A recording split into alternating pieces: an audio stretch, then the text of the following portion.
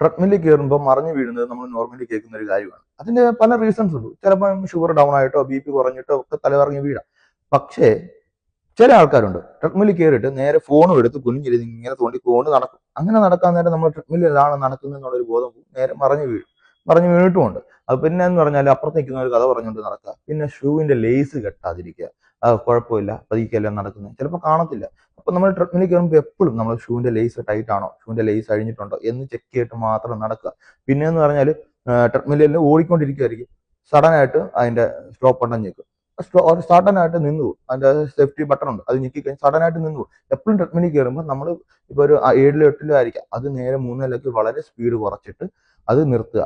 അതായത് stop button press ചെയ്ത് മാത്രം നിർത്തുക. എന്നിട്ട് നിന്ന് കഴിഞ്ഞിട്ട് ചാടി ഇറങ്ങാതിരിക്കുക. ഒരു 10 സെക്കൻഡ് അതേ രീതിയിൽ നിന്നിട്ട് തിരിഞ്ഞു നിന്ന് ഇറങ്ങുക. ചില ആൾക്കാരുണ്ട് സ്റ്റോപ്പ് ചെയ്ത് അപ്പം തന്നെ ചാടി ഇറങ്ങും. ചാടി ഇറങ്ങിയാൽ താഴെ പോകും. ഇതാണ് സംഭവിക്കുന്നത്. അപ്പം ചെറിയ ചെറിയ കാര്യങ്ങൾ നോക്കിക്കഴിഞ്ഞാൽ ഇതുപോലുള്ള ഇഞ്ചുറി കാര്യങ്ങൾ വരാതെ നമുക്ക് നോക്കാൻ പറ്റും.